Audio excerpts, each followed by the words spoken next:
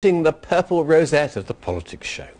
Well, joining me today is the Conservative MP Charlotte Leslie, who's been in the Commons for a year now. Welcome along. Thank you very much, David. It seems up in Westminster you're all having a love-in still, but down here you're at each other's throats. I think part of the reason for the united front that you've seen from all politicians is between Liberal Democrats and Conservatives is a sense there really is a huge mission. The country's not at all in a good way, and we really are all united in that one aim, and I think that's one of the key reasons. A suicide mission, though, possibly for the LibDems. Well, I have to say, I greatly admire Liberal Democrat MPs. It can't have been easy for them, it really can't, but the whole point of politics is not about politics, it's about getting stuff done from the country. And I think what is so good to see that it is possible for political parties to put their differences aside and actually work together to get some stuff done. It's going to last for 5 years. I mean, that seems to be the consensus. And there's a huge amount of willingness for it to last because, to be honest, I don't think the country has much choice. And you're both in too deep, aren't you, really, for it not to last? But I think we're actually very shared aims in recognising the legacy that we have to solve, and that shared aim is really what glues us together. Let's just talk about your coalition colleague, David Laws, the MP for Yeovil, and the report this week on his expenses. What do you make of that? I think the whole thing is very sad. I think David Laws is a very talented man, but you know, what he did can't be justified by trying to hide his personal life. The report said he should be suspended. That's what's going to happen. What I hope is we can all just move on. Politicians are going around in London, or at least they were last week, saying, oh, that's a harsh punishment. But many people, perhaps, in their own experiences, might think, well, actually, if I put in a £40,000 expenses claim which wasn't justified with my employer, I'd get much more than a week's suspension.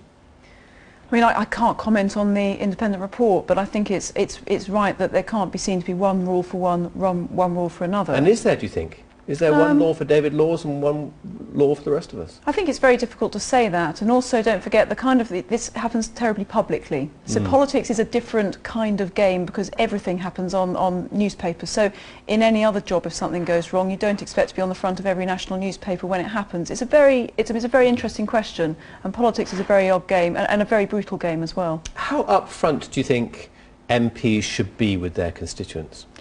I think as upfront as they possibly can, and I think in many ways MPs benefit from that because people are sensible. They know everything can't be great all the time, and I think it's important to be as honest as you possibly can about how things are, how things are going, and I know all of us try to do that. And what are they entitled to know? What are constituents entitled to know? Are there lines which should be drawn and you just say, actually, this is private, this is public? I think it's very difficult to say, and it's not one of those things I think where there's always a very clear line to be drawn, but I think constituents need to know that you are acting in the nation's best interest, and I think the tragedy about the David Laws case was it was to do with taxpayers' money, and people pay their taxes, they work very, very hard, and we have an absolute duty to make sure that their money, because it is their money, is being spent properly, and that's what being an MP is all about. It's about shepherding the public interest and public money, and that's the bottom line. You've been up there for a year now.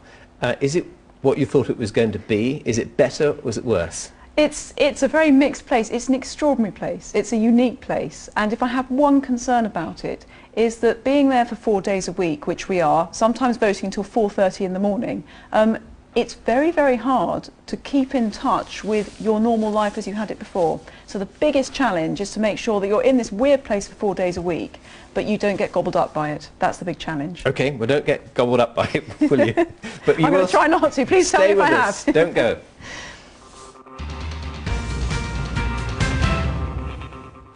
To medical news now. Are patients' lives being put at risk by the European law that says junior doctors can only work a 48-hour week? That's a warning from my guest, Charlotte Leslie, whose father is a surgeon and who features in our next film. She's about to bring forward a private member's bill asking for doctors to be able to work longer hours. Matthew Hill has the story. For these two generations of orthopaedic surgeons, there's one main concern: the limited time that trainee doctors, or SHOs as they're known, can spend with patients. We've got house officers, which is now ward-based, and they change around every 4 months, so just as you get to know the names of the ones on the ward, they've gone. I find now that with the SHOs, when they come to assist me, I don't know what they've done. First time I've seen some of them in 3 months. Before the European directive came in 2009, trainee surgeons would work a minimum of 56 hours a week, but now it's 48 hours, and that means up to 40% less time in the operating theatre to get hands-on experience. This junior doctor says many colleagues are not declaring the full hours they work in order to get enough experience. In some form, they only put down on the monitoring forms the hours they're supposed to work, not the actual hours they do work. They stay because they need to stay to get the extra training, and they need to stay because of patient safety. You know, you can't clock off at 5 o'clock. This former MEP helped introduce the directive. He says it was designed to stop working unsafe 80-hour weeks. Nobody wants a bus driver who's so tired they're falling asleep at the wheel, and nobody wants to be treated, frankly, by a doctor who's just done sort of 48 hours straight when clearly anybody's decision making is going to be shot to pieces.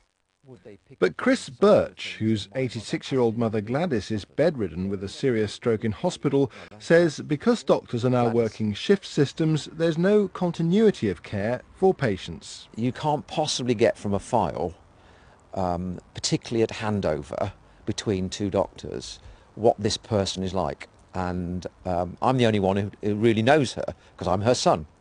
So I've been the link. If I hadn't been going in every day, maybe each time the doctor changed, they could have missed something. So I'm the one that's been suffering the anxiety of the lack of continuity. Philip Hammond, 87. It was his concerns over junior doctors' working hours that led Dr. Phil Hammond to stand in the '92 general election. He's not convinced that allowing junior doctors to be exempted from the Act would work. Hospital doctors are pretty disempowered in hospital now. They have very little control over their working environment. And at Private Eye, I get hundreds of examples of abuses of power where managers have forced doctors to do things against their best clinical judgment. And the real danger with this is that, we're trying to make £20 billion worth of efficiency savings in the NHS. So if we opt out of the European Working Time Directive, what is to stop an abusive controlling management structure telling a junior doctor you must work 100 hours a week? This will work if junior doctors get control of their training. They say, look, I feel that I'm competent to carry on working these extra hours, I want the extra training, I want to see this problem through. If they have control of it and doctors take control of their training, it will work. If managers are allowed to say, oh great, there's an opt-out, you carry on working 120 hours a week and we'll only pay you for 40, then it's not going to work. No one can doubt the directive was brought in with the best of motives, stopping overworked doctors from damaging patients. But Charlotte Leslie MP says in reality it's having the opposite effect. She claims there's a groundswell of medical and political opinion in favour of her bill and hopes junior doctors will be given more freedom to work the hours they feel patients need. Well, Charlotte Leslie is still with me. That was your dad we saw on the film. That was the first time I've ever seen him in the operating theatre. Very strange. Now, what is it that you're proposing? What I'm proposing is that the Secretary of State look at the effects of the European Working Time Directive on patient care and also on doctors' well-being as well, and make an assessment of that. And if it turns out, as a lot of evidence seems to suggest, that patient safety is being jeopardised, to seek a sector-wide exemption from the 48-hour directive. Now, no one is saying that you want to return to a system where doctors are completely overtired and there's bad decision-making, but as with anything, there's a halfway house that gets the best of both worlds. Nevertheless, I bowl up at Southmead or Frenchay with my war wound, and they say, oh, Mr. Garbson, nice to see you again. I'll just get Dr. X out. Don't worry, he's only been on shift for 80 hours. I don't want to see him.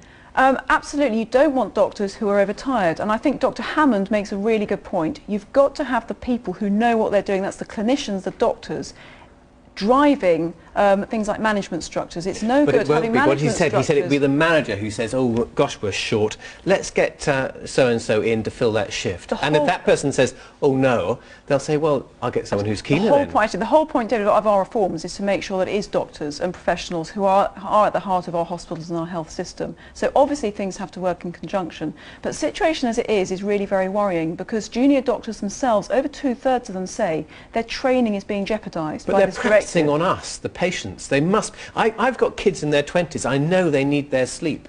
Now, put it this way, would you rather have an operation done by a doctor who's worked a bit over 48 hours, or an operation done by a doctor who has never had the chance to train as they know they need to be trained to perform your operation, and eventually moves up the system and isn't able to train junior doctors to the level that they were trained before, because those junior doctors are doing less time and the trainers themselves have only ever done less time? These rules were brought in after a lot of discussion. They were phased in.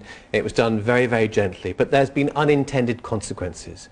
Isn't that a danger with the coalition government's NHS proposals at the moment, the biggest shake-up in its history, that you'll do all these things and then further down the line there'll be unintended consequences? I mean, the art of avoiding unintended consequences is the art of any policy you're ever going to make ever. So, you know, of course that's something you want to avoid.